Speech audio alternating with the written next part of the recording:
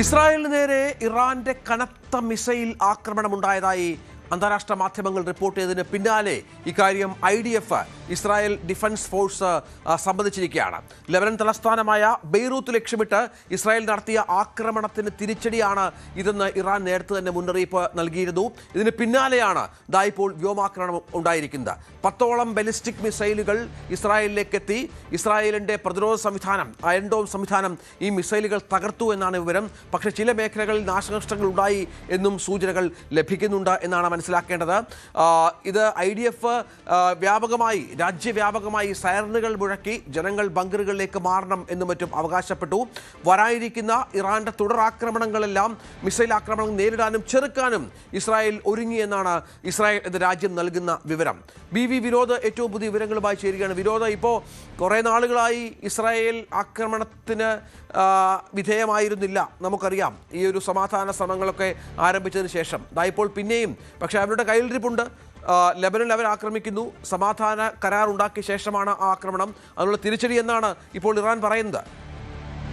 രഞ്ജിത്ത്, വൻ ആശങ്കയാണ് പശ്ചിമേഷ്യയിൽ നിറയുന്നത്. കാരണം രഞ്ജിത്ത് സൂചിപ്പിച്ചതുപോലെ തന്നെ ഒരു വെടിനിർത്തലിൻ്റെ പശ്ചാത്തലം, ആ കരാർ ഒരിക്കൽ കൂടി നീട്ടുന്നതിന് വേണ്ടിയുള്ള ചർച്ചകൾ ഇത് പുരോഗമിക്കുന്നതിനിടെയാണ് ലെബനിലേക്ക് തുടരെ ഇസ്രായേലിൻ്റെ ആക്രമണം ഉണ്ടായത്. അതിന് തിരിച്ചടിയായി ഇറാൻ്റെ ഭാഗത്ത് നിന്നുള്ള ആക്രമണം, 10 ബാലിസ്റ്റിക് മിസൈലുകൾ ഇസ്രായേലിലേക്ക് തൊടുക്കുന്നു. അയൺ ഡോമുകൾ ഉപയോഗിച്ച് അത് പ്രതിരോധിച്ചുവെന്ന് ഇസ്രായേൽ പറയുന്നുണ്ടെങ്കിലും അങ്ങനെയല്ല. ദൃശ്യങ്ങൾ ഉൾപ്പെടെ ഇപ്പോൾ ഇറാൻ പുറത്തുവിട്ടിട്ടുണ്ട്. അതിൽ ഇസ്രായേലിൽ നാശനഷ്ടം ഉണ്ടായി എന്ന് തന്നെയാണ് കാര്യങ്ങൾ വ്യക്തമാക്കുന്നത്.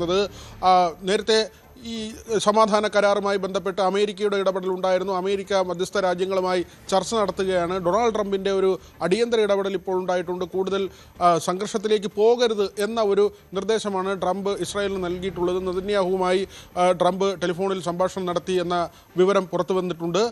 അതോടൊപ്പം തന്നെയാണ് അമേരിക്കക്കാരെ ആശ്വസിപ്പിക്കുന്ന തരത്തിലുള്ള സമീപനം വൈറ്റ് ഹൗസിൻ്റെ ഭാഗത്തു നിന്നുണ്ടാകുന്നത്. പ്രത്യേകിച്ച് ഈ സൈനികരെയും അവരുടെ കുടുംബാംഗങ്ങളെയും, അവരൊക്കെ തന്നെ വലിയ ആശങ്കയിലാണ്. കാരണം സംഘർഷത്തിലേക്ക്, കൂടുതൽ യുദ്ധത്തിലേക്ക് കാര്യങ്ങൾ എത്തുന്നു എന്ന് കണ്ടതോടുകൂടി തന്നെ അമേരിക്ക അവരുടെ സൈനികർക്ക് ജാഗരൂകരാകാനുള്ള നിർദ്ദേശം നൽകിയിട്ടുണ്ട്. ഏത് സാഹചര്യത്തെയും നേരിടാൻ തയ്യാറാകണമെന്ന് നിർദ്ദേശം നൽകി. പക്ഷേ ആഴ്ചകളായി അമേരിക്കയിൽ ഈ യുദ്ധത്തിനെതിരെ തന്നെ നിലപാട് സ്വീകരിക്കുന്ന ഒരു വലിയ ജനവിഭാഗമുണ്ട്.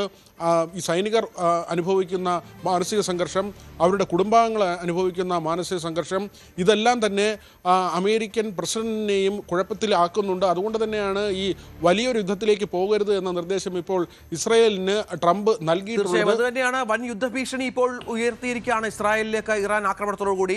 ഇറാൻ തുടർച്ചയായി മിസൈലുകൾ വിക്ഷേപിച്ചു എന്നാണ് മനസ്സിലാക്കേണ്ടത്. സമാധാന ചർച്ചകൾ പോലും ഇപ്പോൾ അനിശ്ചിതത്തിലായ പശ്ചാത്തലമുണ്ട്. യുദ്ധത്തിന് പൂർണ്ണമായി സന്നദ്ധമാകണമെന്ന നിർദ്ദേശം അമേരിക്കൻ സേനയ്ക്ക് വൈറ്റ് ഹൗസ് നൽകിയെന്നാണ് ഇപ്പോൾ മനസ്സിലാക്കേണ്ടത്. അത് ആണ് വിനോദ് റിപ്പോർട്ട് ചെയ്ത പ്രധാനപ്പെട്ട കാര്യങ്ങളിൽ ഒന്ന്. അത് ഏറ്റവും നിർണായകമായ ഒന്നാണ്. അവിടെയാണ് ഇറാന്റെ പടിഞ്ഞാറൻ വ്യോമാതിർത്തി അടച്ചതായി വാർത്താ ഏജൻസി അസോസിയേറ്റഡ് പ്രസ് റിപ്പോർട്ട് ചെയ്തിട്ടുണ്ട്. ലെബനെ ആക്രമിച്ചതിന് മറുപടിയാണ് എന്ന് ഇറാൻ ഇത് വ്യക്തമാക്കുന്ന പശ്ചാത്തലം കൂടിയുണ്ട്. സമാധാന കരാർ സാധ്യമാകണമെങ്കിൽ ലെബനെ ആക്രമിക്കുന്നത് അവസാനിപ്പിക്കണമെന്നാണ് ഇറാൻ ആവശ്യപ്പെടുന്നത്. അതാണ് പ്രധാനപ്പെട്ട കാര്യം. ഈ സമാധാന കരാർ ലംഘിക്കുക എന്നുള്ളത് ഇസ്രായേൽ കഴിഞ്ഞ കുറേ നാളുകളായി ചെയ്യുന്ന ഒരു കാര്യമാണല്ലോ. പ്രസിഡന്റ് ട്രംപ് നേരത്തെ വിനോദ് പറഞ്ഞ കാരണങ്ങൾ കൊണ്ട് യുദ്ധത്തിൽ നിന്ന് പിന്മാറണം എന്നുള്ള നിലപാടിലേക്ക് എത്തുമ്പോഴാണ് നെതന്യാഹു ഇതനുസരിക്കാതെ വീണ്ടും ശത്രുരാജ്യങ്ങളെ ആക്രമിക്കാൻ ഒരുങ്ങുന്നത്. തീർച്ചയായും രഞ്ജിത്ത്, അങ്ങനെ തന്നെയാണ്. കാരണം ഇപ്പോൾ തന്നെ ഇറാനിലേക്ക് തിരിച്ചടി ഉണ്ടായിരിക്കുകയാണ്. 3 നഗരങ്ങൾ അവർ ആക്രമിച്ചു കഴിഞ്ഞിരിക്കുന്നു. ടെഹ്റാനിലേക്കും ഇസ്ഫഹാനിലേക്കും തബ്രീസിലേക്കും ഇപ്പോൾ തന്നെ ഇസ്രായേലിൻ്റെ തിരിച്ചടി ഉണ്ടായിരിക്കുന്നു. അതായത് അമേരിക്കയുടെ നിർദ്ദേശം ഉണ്ടായിട്ടും യുദ്ധത്തിൽ നിന്ന് പിന്നാക്കം പോകാൻ ഇസ്രായേൽ തയ്യാറാകുന്നില്ല എന്ന് തന്നെയാണ്. നേരത്തെ തന്നെ വെടിനിർത്തൽ കരാറിൻ്റെ ഭാഗമായി ഒന്നാമത്തെ ആവശ്യമായി ഇറാൻ മുന്നോട്ട് വെച്ചത് ലെബനെ ആക്രമിക്കരുത്, ഹിസ്ബുള്ള കേന്ദ്രങ്ങളിലേക്ക് ആക്രമണം നടത്തരുത് എന്നതായിരുന്നു. പക്ഷേ അത് നേരത്തെ ലംഘിച്ചു എന്നത് മാത്രമല്ല, കഴിഞ്ഞ ദിവസങ്ങളിൽ തുടരെ ലെബനിലേക്ക്, ഹിസ്ബുള്ള കേന്ദ്രങ്ങളിലേക്ക് ഇസ്രായേലിൻ്റെ ഭാഗത്ത് നിന്ന് ആക്രമണം ഉണ്ടായി എന്നതാണ് ഇപ്പോൾ ഇറാനെ ചൊടിപ്പിച്ചിരിക്കുന്നത്. അതിനുള്ള തിരിച്ചടിയാണ് ഇസ്രായേലിലേക്ക് ഈ ബാലിസ്റ്റിക് മിസൈലുകൾ ഉൾപ്പെടെ അയച്ചുകൊണ്ട് ഇറാൻ്റെ ഭാഗത്ത് നിന്നൊരു നീക്കമുണ്ടായത്. മാത്രമല്ല രഞ്ജിത്ത്, ഇവിടെ അടിമുടി അമേരിക്കയ്ക്കും ഇസ്രായേലിനും പിഴച്ചു എന്നതുകൂടി നമ്മൾ എടുത്തു പറയേണ്ട ഒരു കാര്യമുണ്ട്. ഇറാനെ അവർ ചെറുതായി കണ്ടു. അതിനുള്ള തിരിച്ചടി ഇപ്പോൾ ഉണ്ടാകുന്നു എന്നത് തന്നെയാണ് നമുക്ക് പറയാൻ കഴിയുന്നത്. സാമ്പത്തികമായും സൈനിക അടിസ്ഥാനത്തിലുമൊക്കെ തന്നെ ഈ ഇസ്രായേലിനും അമേരിക്കയ്ക്കും അവർ കണക്ക് കൂട്ടിയതിനേക്കാൾ കൂടുതൽ പണം ചിലവഴിക്കേണ്ടി വരുന്നു, അല്ലെങ്കിൽ നാശം നേരിടേണ്ടി വരുന്നു എന്നത് തന്നെയാണ് പ്രധാനമായി പ്രധാനമായും ആണവ നിരായുധീകരണവുമായി ബന്ധപ്പെട്ട് ഇറാന് മേലുള്ള അധിനിവേശം അതൊരു 4 ആഴ്ച കൊണ്ട് ഈ പരിപാടികളെല്ലാം അവസാനിപ്പിച്ച് ഇറാനെ ഇല്ലാതാക്കാം എന്നതായിരുന്നു പ്രഖ്യാപനം. അതൊരു പരസ്യമായ പ്രഖ്യാപനമാണ്. അമേരിക്ക ഈ യുദ്ധത്തിലേക്ക് ഇറങ്ങി പുറപ്പെടുമ്പോൾ ട്രംപ് അദ്ദേഹത്തിൻ്റെ ട്രൂത്ത് സോഷ്യൽ എന്ന പ്ലാറ്റ്ഫോമിൽ അദ്ദേഹം പ്രഖ്യാപിച്ചതാണ് 4 ആഴ്ച കൊണ്ട് ഇറാനെ തീർക്കും എന്നൊരു പ്രഖ്യാപനം നടത്തി ഇറങ്ങുന്നു. ഏറ്റവും ഒടുവിൽ ഇപ്പോൾ മാസങ്ങൾ പിന്നിടുന്നു. വീണ്ടും വെടിനിർത്തൽ ചർച്ചകളിലേക്കാണ് കാര്യങ്ങൾ പോകുന്നത്. അമേരിക്കയാകട്ടെ ഇനിയൊരു യുദ്ധത്തിലേക്ക് പോകാൻ ആഗ്രഹിക്കുന്നുമില്ല, ഇറങ്ങി പുറപ്പെടുകയും ചെയ്തു, അവസാനിപ്പിക്കാൻ കഴിഞ്ഞതുമില്ല എന്നൊരവസ്ഥയിൽ അമേരിക്ക എത്തി നിൽക്കുന്നു. അമേരിക്കയെ പലപ്പോഴും ഈ യുദ്ധത്തിലേക്ക് തള്ളിവിടുന്നത് ഇസ്രായേലാണ്. ആ ഒരു നിലയ്ക്ക് ഇസ്രായേൽ മാറ്റമുണ്ടാക്കുന്നില്ല. ഏറ്റവും ഒടുവിൽ ലെബനിലേക്ക് നടത്തിയ ആക്രമണം തന്നെയാണ് ഇപ്പോൾ വീണ്ടും പശ്ചിമേഷ്യയിൽ സംഘർഷാവസ്ഥ സൃഷ്ടിച്ചിരിക്കുന്നത്. അത് ഉണ്ടാക്കുന്ന അനന്തരങ്ങൾ ചെറുതായിരിക്കില്ല. കാരണം ഗൾഫ് മേഖലയിൽ വലിയ ആശങ്ക നിലനിൽക്കുകയാണ്. കഴിഞ്ഞ ദിവസം ബഹ്റൈനിലേക്കും കുവൈറ്റിലേക്കും ഇറാൻ്റെ ആക്രമണമുണ്ടായി. ഈ തരത്തിൽ അമേരിക്കയെ സഹായിക്കുന്ന, അമേരിക്കയ്ക്ക് വ്യോമത്താവളങ്ങൾ തുറന്നു കൊടുത്തിട്ടുള്ള രാജ്യങ്ങളെ ഇറാൻ ആക്രമിക്കുകയാണ്. ഇനിയും ആക്രമിക്കുമെന്ന മുന്നറിയിപ്പ് ഇറാൻ്റെ ഭാഗത്തു നിന്നുണ്ട്. തങ്ങളുടെ രാജ്യത്തിന് നേരെ ആക്രമണം ഉണ്ടായാൽ തിരിച്ച് തീർച്ചയായും ആക്രമണം ഉണ്ടാകും, അത് കരുതിയിരുന്നോളൂ എന്ന കാര്യമാണ് ഇറാൻ പറയുന്നത്. വിട്ടുവീഴ്ചയ്ക്കില്ലെന്ന് ഇറാൻ പറയുന്നു. ഒറ്റ രാത്രി കൊണ്ട് ഇറാനെ കത്തിച്ച് ചാമ്പലാക്കുമെന്ന ഒരു വെല്ലുവിളിയാണ് ഏറ്റവും ഒടുവിൽ ഇസ്രായേലിന്റെ ഭാഗത്ത്. അതാണ് ഇതിനിടയിൽ ഇസ്രായേലിന്റെ തിരിച്ചടി ഇറാനിലേക്ക് സംഭവിക്കുകയാണ്. ടെഹ്റാൻ, തബ്രിസ് നഗരങ്ങളിലാണ് നേരത്തെ വിനോദ് പറഞ്ഞതുപോലെ വലിയ സ്ഫോടനമുണ്ടായിരിക്കുന്നത്. ബെയ്റൂട്ടിൽ വീണ്ടും ഇസ്രായേൽ ആക്രമണം ഉണ്ടായി എന്നുള്ള വിവരങ്ങൾ കൂടി പുറത്തു വരുന്നുണ്ട്. അതായത് തിരിച്ചടിക്കേണ്ട എന്നുള്ള അമേരിക്കൻ പ്രസിഡന്റിന്റെ നിർദ്ദേശം മറികടന്ന് പൂർണ്ണമായും ഇത്തരത്തിലുള്ള നീക്കങ്ങൾ ഇസ്രായേലിൻ്റെ ഭാഗത്തുനിന്നുണ്ടാകുന്നു. ഇറാൻ്റെ മിസൈൽ വേധ നീക്കങ്ങൾ നേരിടാനും ചെറുക്കാനും ഇസ്രായേൽ പൂർണ്ണമായും ഒരുങ്ങിയെന്ന് പറയുന്ന പശ്ചാത്തലം കൂടി. അതേസമയം ഈ ഗൾഫ് മേഖലയിലെ സുരക്ഷാ സാഹചര്യം കണക്കിലെടുത്ത് മിഡിൽ ഈസ്റ്റിൽ അമേരിക്കൻ സേന അതീവ ജാഗ്രത പുലർത്തുന്നു. കാരണം നമ്മൾ നേരത്തെ കണ്ടതാണ്, കുവൈറ്റിലും UAE പല ഭാഗങ്ങളിലും ബഹറിലും മറ്റും വലിയ ആക്രമണം ഇറാൻ്റെ ഭാഗത്തുനിന്ന് ഡ്രോൺ ആക്രമണവും മറ്റും ഉണ്ടായിരുന്നു. അതിൻ്റെ കൃത്യമായ കാരണങ്ങൾ ഇറാൻ പാർലമെൻറ്റ് സ്പീക്കർ വ്യക്തമാക്കുകയും മറ്റും ചെയ്തിരുന്നു നേരത്തെ. ഇറാൻ ഈ വിഷയത്തിൽ വീണ്ടും ആ മേഖല ആക്രമിക്കപ്പെടുമെന്നുള്ള മുന്നറിയിപ്പും ഇറാന്റെ ഭാഗത്തുണ്ടാകുന്നത് പ്രധാനമാണല്ലോ. ഇപ്പോൾ ഗൾഫ് മേഖല വീണ്ടും ആശങ്കയിലേക്ക് കടക്കുന്ന പശ്ചാത്തലം കൂടി ഉണ്ടല്ലോ വിനോദ്.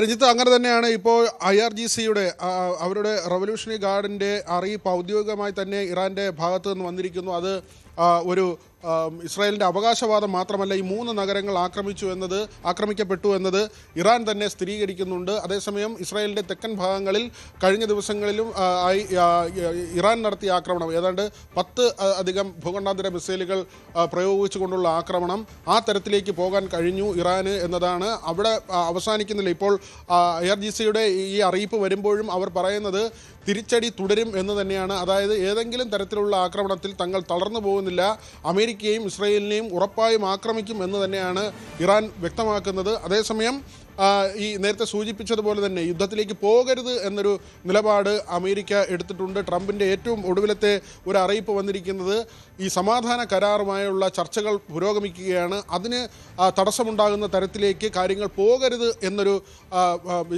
നിലപാട്, അല്ലെങ്കിൽ അങ്ങനെ ഒരു പ്രഖ്യാപനം, അങ്ങനെ ഒരു നിർദ്ദേശമാണ് ട്രംപിൻ്റെ ഭാഗത്തു നിന്നുണ്ടായിരിക്കുന്നത്. അതുകൊണ്ട് ഇനിയുള്ള മണിക്കൂറുകൾ വളരെ പ്രധാനപ്പെട്ടതാണ്. ഇസ്രായേൽ എടുത്തിരിക്കുന്ന നിലപാട് ഒറ്റ രാത്രി കൊണ്ട് ഇറാനെ തീർക്കും, കത്തിക്കും എന്ന നിലയ്ക്കാണ്. ഇറാനും ആ തലത്തിൽ തന്നെ നിൽക്കുന്നു. ലെബനനെ ആക്രമിച്ചതോടുകൂടിയാണ് ഇറാൻ ഒരു പ്രത്യാക്രമണം എന്ന നിലയിലേക്ക്, അവരുടെ സഖ്യരാഷ്ട്രത്തെ ആക്രമിച്ചതോടുകൂടിയാണ് അങ്ങനെ പുറപ്പെട്ടത്. പാകിസ്ഥാൻ പ്രതിരോധ മന്ത്രി ഇപ്പോൾ ഇറാനിൽ എത്തിയിട്ടുണ്ട്. അവിടെ സമവായ ചർച്ചകൾ നടക്കുന്നുണ്ട്. മധ്യസ്ഥ രാഷ്ട്രം എന്ന നിലയിലാണ് പാകിസ്ഥാൻ്റെ ഇടപെടൽ മുന്നോട്ട് പോകുന്നത്. പക്ഷേ ഈ മധ്യസ്ഥ ചർച്ചകൾ നടക്കുമ്പോഴും കാര്യങ്ങൾ യുദ്ധത്തിലേക്ക് പോകുന്നു എന്നത് തന്നെയാണ് മറ്റൊരു വസ്തുതയായി നമുക്ക് മുന്നിൽ നിൽക്കുന്നത്. ഇപ്പോൾ ആഗോള വിപണിയിൽ ക്രൂഡ് ഓയിലിൻ്റെ വിലയും കൂടുകയാണ്. ബാരലിന് $84 എന്ന നിലയിലേക്ക് താഴ്ന്നിരുന്നു. അവിടെ നിന്ന് ഇപ്പോൾ അത് ഉയരുകയാണ്. ഈ ഒരു യുദ്ധത്തിൻ്റെ സാഹചര്യത്തിൽ തന്നെയാണ് കാര്യങ്ങൾ ഇങ്ങനെ മാറി മറിയുന്നത്. മാത്രമല്ല, നേരത്തെ പറഞ്ഞതുപോലെ തന്നെ അമേരിക്കയ്ക്ക് സൈനിക താവളങ്ങൾ തുറന്നുകൊടുത്ത രാജ്യങ്ങളിൽ ഇന്ത്യക്കാരുണ്ട്. പ്രത്യേകിച്ച് നമ്മളെ സംബന്ധിച്ച് മലയാളികൾ ധാരാളമുള്ള രാജ്യങ്ങളാണ്. അവിടെയൊക്കെ തന്നെ ആക്രമണം ഉണ്ടാകുമോ എന്ന ആശങ്കയും ഭീതിയും അങ്ങനെ ഒരു പേടിപ്പിക്കുന്ന കാര്യവും നമുക്ക് മുന്നിലുണ്ട്. നേരത്തെ നടന്ന ആക്രമണങ്ങളിൽ 5 ഇന്ത്യക്കാർ കൊല്ലപ്പെട്ടിരുന്നു. അതുകൊണ്ട് തന്നെ ഇനിയുള്ള മണിക്കൂറുകൾ വളരെ നിർണായകമാണ്. രഞ്ജിത്ത്, ഏറ്റവും പ്രധാനപ്പെട്ട ചർച്ചകൾ നടക്കേണ്ടതുണ്ട്. ഈ യുദ്ധം ഉണ്ടാകുമോ എന്ന ആശങ്ക വലിയ തോതിൽ നിലനിൽക്കുന്നുണ്ട്. ടെഹ്റാൻ, ഇസ്ഫഹാൻ, തബ്രീസ് എന്നീ 3 നഗരങ്ങൾ ഇപ്പോഴിതാ ഏറ്റവും ഒടുവിൽ ഇസ്രായേലിൻ്റെ ഭാഗത്തു നിന്നുള്ള ആക്രമണത്തിൽ ഇറാന് അവിടെ നാശനഷ്ടങ്ങൾ ഉണ്ടായിരിക്കുന്നു. അതിന് തിരിച്ചടി ഉണ്ടാകുമോ എന്നതാണ് ഏറ്റവും പ്രധാനപ്പെട്ട കാര്യം. നേരത്തെ ഹോർമൂസും അതോടൊപ്പം തന്നെ ആണവ നിർവ്യാപനവും ഈ രണ്ട് കാര്യങ്ങളിൽ തട്ടിയാണ് ചർച്ചകൾ മുന്നോട്ട് പോകാതിരുന്നത്.